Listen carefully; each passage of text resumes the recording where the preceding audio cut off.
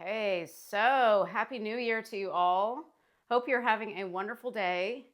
And I wanted to ask you, what is it that you're willing to leave behind in 2025? And what is it you want to manifest in 2026? What do you want your life to look like this year? This is a huge question that has been in my mind for a while and about my own life. And I really, really want us all to have the best year we've had so far. And that is going to require new mind programming. And I want you to look at your brain as a computer. So, you know how a computer is programmed by a program, right? A program is programmed by a computer programmer. Well, if your brain is like a program, you are the programmer, right? You're the programmer. So we have to remember that whatever we're telling ourselves is what we're going to believe. So we can program our brains to think any way we want it to think. And we have to decide what we want it to think with intention and being deliberate about it instead of going back to the old program. This is needing to be repeated in your mind every single day, because if we don't repeat it, we don't saturate our minds enough and it's never going to sink in fully. So when you want a desired reality of some sort, you've got to match that frequency of it. Manifestation is making the invisible visible. And everything is already manifested. It's instantaneous. We just can't see it because we're not on that frequency. So I want you to think of yourself as a frequency. And so there's different emotions that we experience, and they all have a different frequency to them. If you want to look at it like that, they all have a certain energy to them. You know how when you walk into a room and somebody's upset and you can tell they're upset? Or you say, you can cut the tension with a knife in that room. That was like really tense in there. And so that is an energy that can be felt. And so I want you to start practicing feeling the energy and like the energetic signature of gratitude, of thankfulness, of love, of peace, of joy. And then also feel when you're feeling the opposites of those, you're going to notice a stark difference in your energy. And so when you are aware of what your mental state is, that's where your power is your state. We've got to match the state of the desired reality. So think of a desired reality that you want and the 3 emotions that you would feel if you had that. And the law of reversibility states basically like this. If you have a desired reality, and that desired reality is creating emotions for you to feel, then the law of reversibility states that if those emotions are created, they can also create the desired reality. So if those emotions are generated from nothing, technically, from just a visualization or a thought or an imagined scene in your mind, those emotions are created and they can create then the desired reality. It's all kind of a circle. It just goes together. So almost like a pendulum swinging back and forth. One creates the other, and then that one creates the other. It just goes back and forth. So all we're wanting is to feel certain emotions anyway. And what's crazy is when you start to actually feel those emotions from nothing changing outside of you, you don't even want the thing anymore because you've become it now. You've literally become the energetic signature of that. And then the paradox is, of course, that's when it manifests. That's when you see it. That's when you have it. When you become it, you have it. You have it when you become it. So you have to become it. And we have to become it by practicing. We cannot take the same brain with us into this year and expect us to have this spectacular, awesome year if we don't change anything. So I'm hitting it hard on the 1st of the year, and we're going to keep doing this. And every day, of course, this is video 221? I think it's 221. I don't even know. 221. Video 221. If you're new here, I'm Samantha and I'm a therapist, and I love to talk about manifestation and self-concept, how to change your state to get what you want, how to use your imagination and create power from your imagination, because you are a powerful being. You are divine. You are part of the divine.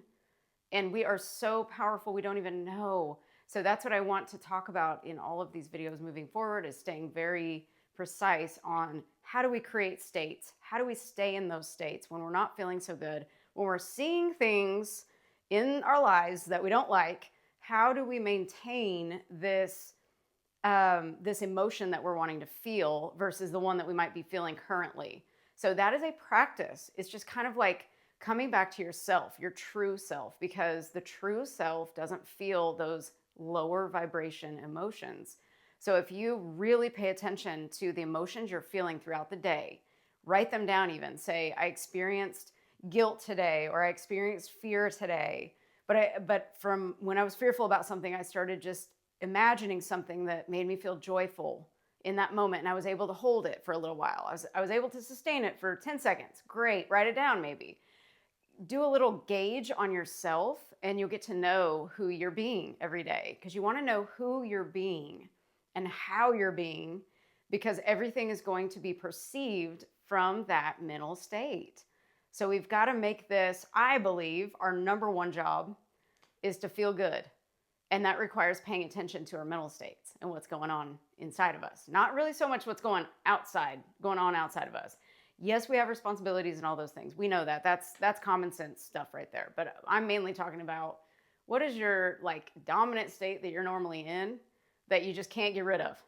You know, you just can't move through it. It's a challenge.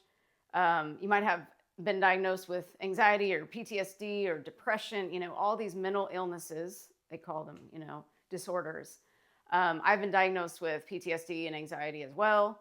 I don't have symptoms of it really, except when certain triggers pop up, but I know exactly how to look at those triggers for what they are. They're teaching me something. And then I talk myself through it. And I say, well, what is that showing me right now about me? What must I be thinking about right now that led me to think about that?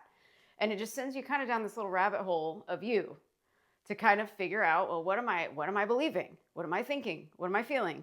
And we've got to know those things. Those things are so powerful to know, because again, you're creating your world and your perception of your experience from how you're feeling inside. And also what you're thinking about, what you're imagining all day. And I thought about this earlier, how there's just certain things in my life that I've gotten, and I was like, how did I even get those? Because it's kind of weird. Like, I remember picturing myself living in a certain house when I was a kid, and I'm in it now. Like, it's so weird. And the job that I have, even when I was a kid, I used to think about like a certain feeling that I would feel when I was an adult. And I literally feel that way. And I have that same type of like essence of what I thought I would be doing when I was a kid. And so it's very interesting how I just thought about what pictures was I imagining in my mind that got me where I'm at now. And so I really want you to think about that too. What pictures are in your mind that might develop? Like, look at them like there's film in your mind and you're about to go develop them at the, this is really old school for the older people out there, but we used to take film to a store and they would develop your pictures. I would pay the extra for the hour. You know, you get them in an hour and you get doubles for free or something like that. Yeah, that was me every weekend, all the time, till digital cameras came out. So it's almost like you're creating a snapshot in your mind and you're going to develop it. So what are you wanting to develop in your life from that mental picture? That mental picture better be pretty cool. But also remember that the human mind is so, or the brain is so, there's like a cap on it, but the higher mind has no cap. So don't shortchange yourself and expect this certain outcome to be exactly how you're wanting it. You want to stay open. You just create a snapshot to create a mental state to match the state of what you're wanting as much as you can. And then let the universe do its magic and show you how cool it can be with the synchronicities it will provide you to give you exactly what you're wanting in maybe a different way than you thought you wanted it, but it's even better for you. So never shortchange yourself by insisting on something to be a certain way either. So, well, I will let you go. Thank you for watching. I hope this helped you in some way. I hope you guys are doing amazing. Decide who you're going to be this year. Decide who you're going to be. Don't let your brain tell you who you're going to be. You're going to start programming it with what you want it to think. And you're going to program yourself to become the self that you want to be. So you got to practice this every single day. Saturate your mind. Anytime you're feeling down, check in. Where'd this come from? What's going on here? Is this just practiced? Is this just something I've taught myself to do? Because we teach ourselves to stay in a lower mental state all the time. We've practiced it so much. We're so used to it. So let's get used to thinking about, how do I want to feel? And practicing that every day and seeing what that does for us. So I will be back. My cat's knocking stuff on the floor. I will be back tomorrow. You guys take great care of yourselves. Please share this with somebody if it helped you. And like and subscribe if you'd like to. And remember, you are so, so loved. And remember to appreciate yourself, because what you appreciate appreciates. And I will be back tomorrow. Bye.